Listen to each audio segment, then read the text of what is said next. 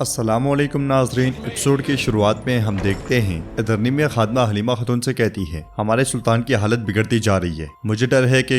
तो हलीमा खातून एकदम से कहती हैं, कुछ बुरा मत कहो, तुम क्या कह रही हो, हमारे सुल्तान बेहतर हो जाएंगे, वो अपनी ताकत दोबारा हासिल कर लेंगे इंशाल्लाह। तो खादमा कहती है, अलबत्ता फिर भी हमें सोचने की जरूरत है कि क्या हो सकता है। हलीमा खातून परेशान होते हुए कहती है, अगर ऐसा हुआ तो यकीनन मैं उसे रोक नहीं सकूंगी, मौत का कोई इलाज नहीं है, लेकिन मैं मेहमद को तख्त संभालने नहीं दे सकती। जब वो सुल्तान बनेगा तो अपने किसी हरीफ को जिंदा नहीं छोड़ेगा। ये सुनकर खादमा कहती है, ना ही जानदारली और ना ही साग पाशा मेहमद को तख्त संभालने देंगे, उसकी फिक्र ना करें। तो हलीमा खातून कहती है, अगर वो तख्त नहीं लेगा तो उरहान ले लेगा, मेरा बेटा भी ऐसा ही करेगा। ये सुनकर खादमा कहती है, अगर ऐसा है तो हमारे पास कोई चारा नहीं सिवाय इसके कि दुआ करें कि सुल्तान की उम्र दराज हो। हलीमा कहती है, इम्कानात पर मैं भरोसा नहीं कर सकती। ये कहते साथ वो अपना खंजर लेकर चली जाती है। दूसरी जानिब मेहमद फातेह अफ्तार के मेज पर इंतजार कर रहे होते हैं, इसलिए में गुलशा वहाँ पे आती है और कहती है, आपने मुझे बुलाया है शहजादे। तो मेहमद फातेह कहते हैं, जी हाँ गुलशा खातून, आए आज इफ्तार इकट्ठे करते हैं। यह सुनते साथ ही गुलशा उनके साथ बैठ जाती है। इफ्तार के बाद मेहमद फातेह कुछ कहने लगते हैं तो गुलशा खातून कहती है, अपने आप को परेशान ना करें शहजादे,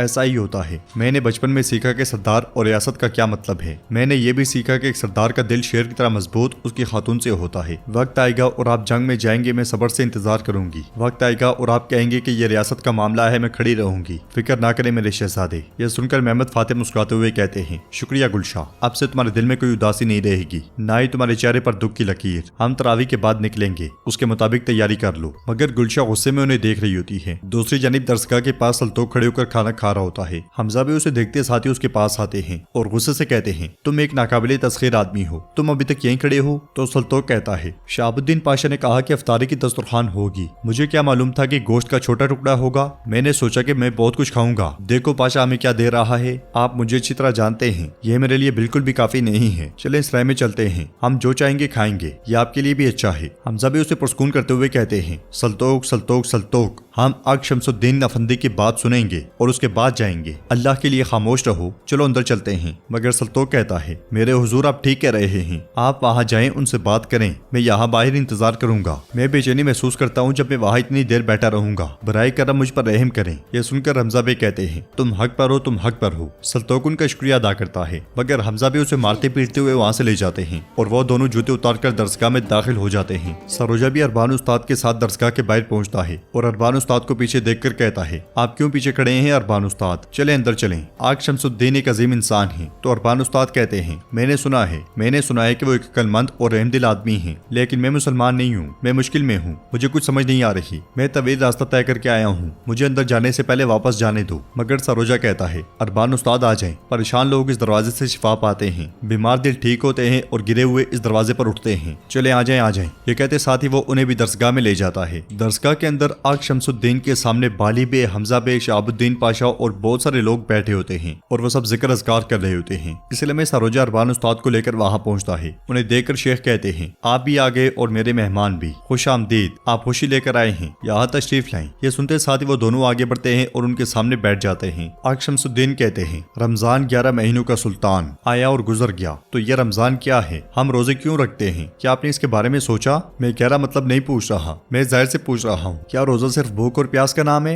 या ये करामत और मुफामत के बारे में है। क्या ये नफ्स के खिलाफ जंग है, ये वक्त पर मुनसिर है। वक्त आएगा और सजा होगी, वक्त आएगा और ये उसका सिर्फ एक हिस्सा होगा। अगर मैं ये कहूँ कि ये उसके बगैर होगा तो मैं हक पर नहीं हूँगा, अगर मैं दूसरी तरह कहूँ तो दिल को चोट पहुँचेगी। फिर ये क्या है, मैं आपको पहले ये बताता हूँ, ये वो हरगिज नहीं है जो आप पूछ रहे हैं। रमजान और रोजे हमें जो नसीहत देते हैं, क्या वो सिर्फ मादी चीजों की है, नहीं, हरगिज नहीं, क्योंकि हम समझते हैं कि जिसे हमारे रब ने अशरफुल मखलूकात कहा है वो सिर्फ ये जिस्म है, इसलिए हम रमजान और रोजे को जिस्म की जरूरियात के साथ महदूद कर देते हैं। बाज लोग कहते हैं कि अगर मैंने गलती से कुछ खा पी लिया तो क्या मेरा रोजा टूट जाएगा। कोई ये नहीं कहता अगर मैं किसी के हुकूक की खिलाफ वर्जी करूँ तो क्या मेरा रोजा टूट जाएगा। ये भी नहीं कहता अगर मैं झूठ बोलूँ, अगर मैं गिबत करूँ, अगर मैं मुनाफिक बनूँ तो मेरा रोजा टूट जाएगा। रोजा सिर्फ तशनगी और अफ्तार के दरमियान जिस्म की जरूरियात को अपने काबू में करने का नाम नहीं है। हम ना समझ सके और ना समझेंगे जब तक हम ये ना समझ लें कि रोजा हमें खुद काबू में रखता है, जब तक हम ये ना समझे कि सदका करने से हम गरीब गरीब नहीं होते बल्कि मजीद अमीर हो जाते हैं। जब तक हम ये ना समझ लें कि सबसे बड़ा जिहाद हमारे अपने नफ्स के खिलाफ है, जब हम ये समझ जाएंगे कि बदतर फिरकों को एक नजर से कैसे देखना है, तब हम अपने अंदर की गहरी शनाख्त को जान लेंगे। हम हक के लिए जिसकी पैरवी करते हैं उसे जान जाएंगे। जो वादा हमने कुलुबाला में किया था हम वो जान लेंगे, तब ही हम इंसान बन सकते हैं। उसी वक्त हम रमजान का राज जान सकते हैं। यही वो वक्त होगा जब रोजा हमें खुद काबू करेगा। अरबान उस्ताद भी बड़े गौर से सारी बातें सुन रहे होते हैं। उधर जानदारली अपना सर झुकाए तख्त की जानिब बढ़ रहा होता है और तख्त के सामने पहुंचकर जब अपना सर उठाता है तो सामने सुल्तान नहीं होते। वो चावश पाशा से पूछता है, हमारे सुल्तान कहाँ हैं? फिर जब वापस पलट कर तख्त के पास आता है तो वहाँ पे एक पगड़ी रखी होती है, जिसकी जानिब बढ़ते हुए वो कहता है, जहान फानी है तो क्या हमें बगैर सुल्तान के छोड़ दिया गया है? सुल्तान का हुक्म हमेशा चलता है, ये एक कतई फैसला है। मेरे सुल्तान कहाँ हैं? कुछ बोले, मगर उसे कहीं से कोई जवाब नहीं मिलता। तो जानदारली पलट कर एक तरफ जाता है जहाँ पे सुल्तान सफेद लिबास पहने बैठे होते हैं। वो उससे कहते हैं, हालात अब मेरे लिए ठीक नहीं है जानदारली, मैंने फानी दुनिया से मुंह मोड़ लिया है, मैं दायमी जिंदगी की जानिब जा रहा हूँ। जानदारली कहता है, उस्मानी रियासत हुक्मरान के बगैर क्या करेगी? उसके लोग हुक्मरान के बगैर क्या करेंगे? मेरे सुल्तान, जायदादें, आपके लोग, आपका हरम, आप उन सब का क्या करने जा रहे हैं? हम पर आसमान टूट पड़ेगा, जमीन फट जाएगी, मत जाएं। बातों बातों में वो सर झुकाता ही चला जाता है और जब सर उठाकर देखते तो सामने सुल्तान नहीं होते। दूसरी जानिब बैठे सुल्तानों से पुकारते हैं तो वो वहां जाता है। तख्त पर बैठे सुल्तान उससे कहते हैं, मैंने अपने अबाओ अजदाद की तरह इस तख्त के लिए अपनी पूरी कोशिश की और इसी तरह अब कोई और है जो इस तख्त के लिए अपनी पूरी कोशिश करेगा। फिक्र मत करो,